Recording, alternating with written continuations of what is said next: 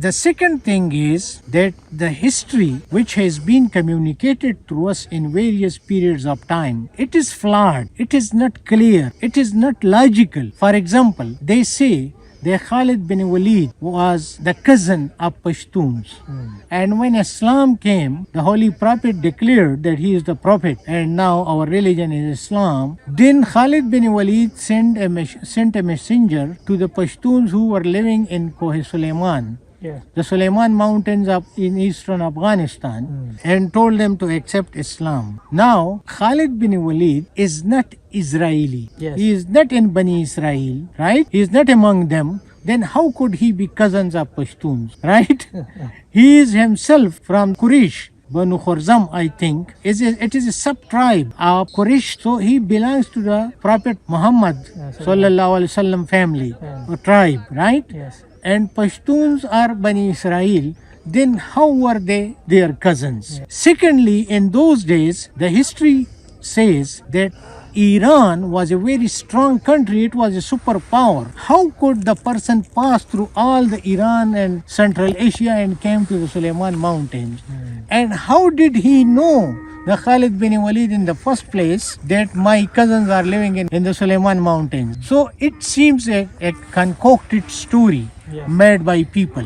The other thing the researchers which they point towards is the migration ways followed by the immigrants in the history. That if a tribe is being sent out of the Palestinian land and they are coming towards east or west or wherever, they would have to follow a typical immigration route. And none of the immigration routes in the history support this migration of Pashtuns from the Palestinian land towards the Suleiman Mountain. So it is also a joke that it is not possible. The people who associate Pashtuns with the Bani Israel, they say that they were sent out of the mass population there, and there was a river in between them and the Palestinian land, and that river used to throw fire, or the waves of the river used to be fiery and none could cross them. Some people say that there used to be stone thrown out of the river and none could cross them. And only on Saturdays the river used to stop throwing this fire or stone.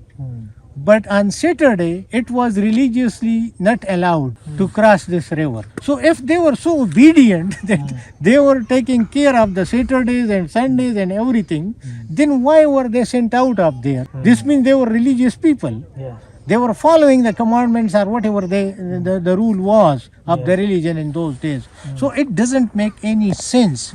And we don't see any river in the world which is throwing stone or throwing fire, right? Then come towards the from where these stories started. These stories originated from the subcontinent.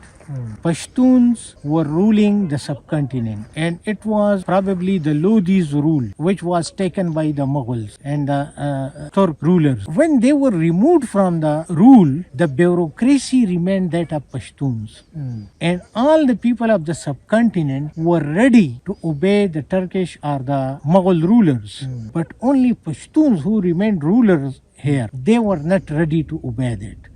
And there is another social point as well here, that all the people change with time, but Pashtun didn't change. And the reason was they never disconnect themselves from their villages and mountains where they have their origin. And when you don't change, you become an obstacle for the ruler. And that was the reason that the Pashtuns were an obstacle to the rule of the Mughals and Turks. So what they did, they tried to belittle Pashtuns. And as we now say that this person belongs to that particular area which is far away, and he has come I don't know from where.